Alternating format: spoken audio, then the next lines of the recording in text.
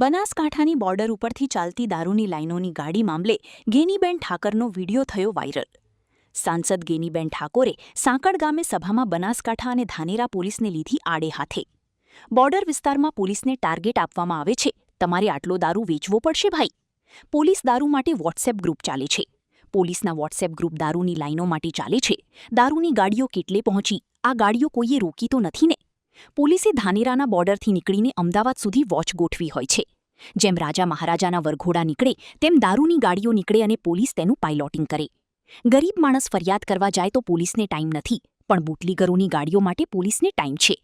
પોલીસને કોઈ દયા નથી, એમને માત્ર પૈસા લેવા છે। દારૂ વેચવાવાળા ચેલેન્જથી કહે છે કે અમને કોઈ કંઈ કહેવાનું નથી, અમે હપ્તા આપીએ છીએ, તમારી જેટલી અમારી વિરોધ ફરિયાદ કરવી હોય તેટલી કરજો। પીએસઆઈ અથવા પીઆઈને દારૂ બંધ કરવાનું કહીએ એટલે પોલીસ બુટલેગરોને ફોન કરીને દારૂ આઘા પાછો કરી દેજો કહે છે।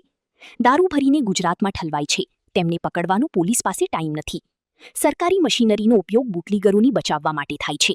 બુટલેગરો પાસેથી કરોડોના હપ્તા લેવામાં આવે છે। મોતને ભેડે નાના નાના છોકરા એના રખડે અને પોલીસને શું લેવાનું છે? માત્ર પૈસા લેવાના કે નથી લેવાના?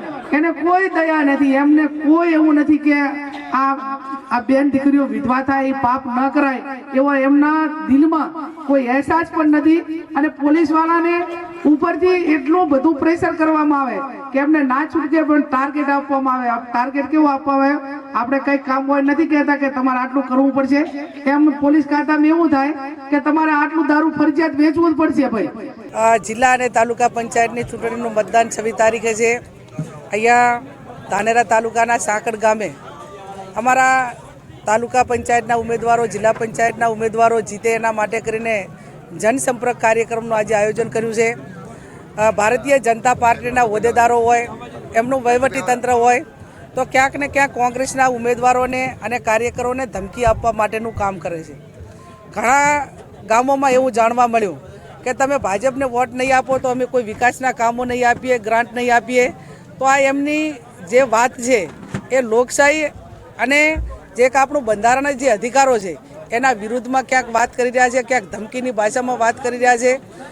શાસન કોઈનું પણ હોય, ભાજપનું હોય કે કોંગ્રેસનું હોય, એ લોકોની મહેરબાનીથી દેશનું અને રાજ્યનું વહીવટીતંત્ર અને જે બજેટ છે એ લોકોના પરસેવાના ટેક્સના પૈસાના હિસાબે અધિકારીઓને પગાર મળતો હોય છે, એનું બજેટ બનતું હોય છે, એની યોજનાઓ બનતી હોય છે।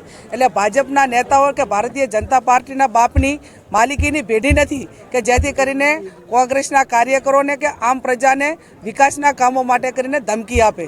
વાત રહી પોલીસ તંત્રની, તો સમગ્ર દેશની અંદર કે રાજ્યની અંદર ઉમેદવારી ફોર્મ પાછા ખેંચાવવા માટે પોલીસને કામે લગાડી અને પોલીસ એ ગામો ગામ જઈને એવી ધમકી આપે કે અમે તમને ઉપાડી દઈશું, કેસો કરીશું।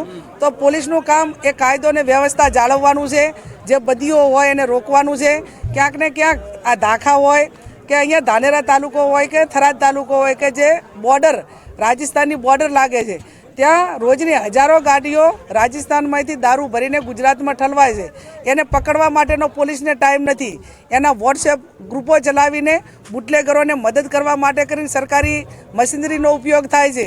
બુટલેગરો પાસેથી કરોડો રૂપિયા હપ્તા લેવામાં આવે છે અને ગુજરાતનું અને અમારા વિસ્તારનું યુવા ધનને બરબાદ કરે છે। કાયમી પોલીસે જે ખોટી રીતે કામ કર્યું છે, ખોટી રીતે હેરાન કર્યું છે, એને પ્રોટેક્શન આપવા માટે અમે કાયમી ખડે પગે રહ્યા છે, મદદ કરી છે। આવનાર સમયમાં પણ કરીશું। પણ એટલું ચોક્કસથી કહીશ કે તમારી જે વર્દી છે, તમને જે પગાર છે એ પ્રજાના ટેક્સના પૈસાથી મળે છે, નથી ભાજપની મહેરબાનીથી મળતા। અને તમે જે જવાબદારી બંધારણીય તમને મળેલી છે એમાં કાયદો અને વ્યવસ્થા કે જે કામો કરવાના હોય કરો। લોકશાહીનું ગળું દબાવવા માટેના પ્રયત્ન ન કરો, લોકશાહીની હત્યા કરવાના પ્રયત્ન ન કરો।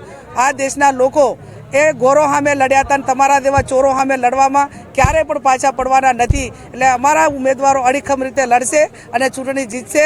સમગ્ર જનતાના આશીર્વાદ અમારી સાથે છે। Thank you.